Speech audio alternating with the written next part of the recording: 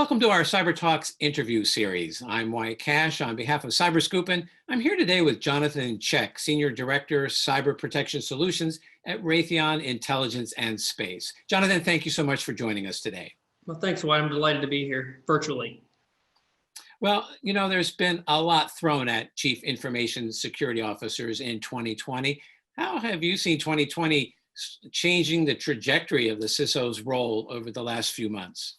Well, I think the key change that I've seen, Wyatt, has really been reprioritizing risks. I think certain aspects of cybersecurity have always been on the risk register for people responsible for their cyber protection for different organizations.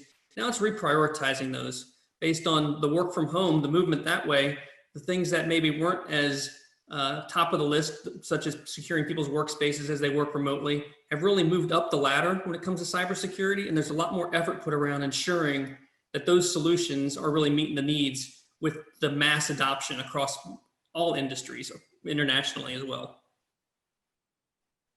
Well, next, I'd like to ask, workforces are now so much more distributed than they were just a few months ago. What concepts do you believe have been most helpful with that shift between everything from zero trust to two-factor authentication or micro-segmentation? What are you seeing being most helpful in all this remote work?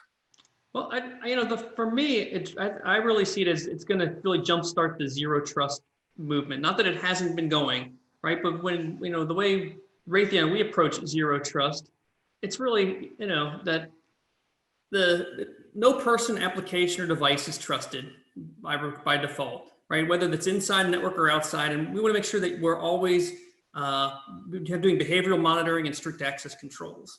And that takes a holistic approach. You can't just buy a single solution that's going to address that. So I think this really helps the whole industry move forward in adopting some new technologies where things like your traditional VPN, scaling those, and are they really, meeting the needs when it comes to ensuring you have people on your network that you know who they are and they're doing what you expect them to do. And it's really critical that zero trust solutions applies to the users, the devices, networks, workloads, data, you name it. And if you ignore any of those domains, man, you'll have significant security blind spots. So I really feel like zero trust is absolutely gaining a lot of traction. I think long-term benefits really will benefit, all of the cybersecurity posture for all of our customers, and really, really excited that that's getting a lot more energy behind it. Well, speaking of new technologies, things like IoT and now 5G technologies continue to come online in the United States. And that obviously means more tech being brought in-house to handle a lot of those improvements. But with those improvements come supply chain concerns. And Right. So how should enterprises collectively handle these concerns while still trying to make sure that we don't fall behind technologically?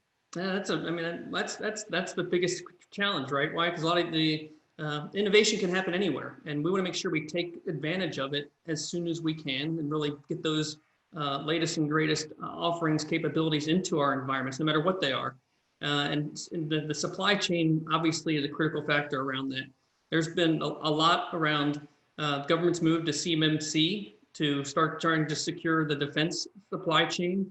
But it comes down to, for me, supply chain security is almost like everything else in the sense of you really have to know who you're doing business with and who those second and third tier providers of your key core solution providers are.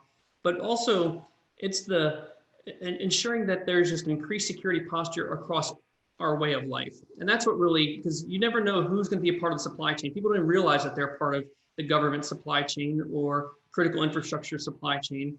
And really, as we heighten that awareness around cybersecurity, that's what's going to benefit, in my mind, the supply chain overall in the long run. And that's where we got to start, because you look at how the breaches happen, it's still just, a lot of times it's those basic things. And certainly, way down the supply chain in some of the 1 and 2 person shops, right? They just can't afford the sophistication of the supply chain they need to. So it's really going to, rely on larger businesses to help fill that gap, but also that just awareness will really, in my opinion, go a long way to setting that foundation. We still have some work to do there. It's as basic as it is. Well, lastly, As cyber threats continue to grow in sophistication, organizations face persistent challenges in recruiting skilled cyber workers and, to be capable of protecting their systems against the malicious attacks, right? So Right. how does industry and government together really close the gaps that exist in the nation's current cybersecurity workforce, and in particular, the education and training landscape? Well, I think if there's a silver lining to the world we're living in right now, it is the remote work is a reality.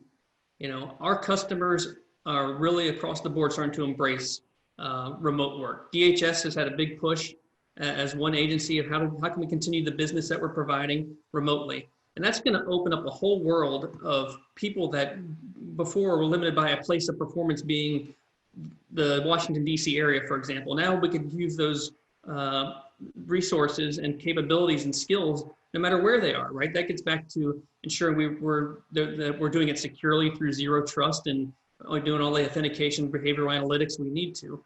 But one of the benefits is, we're unlocking a larger workforce, as well as the training aspects.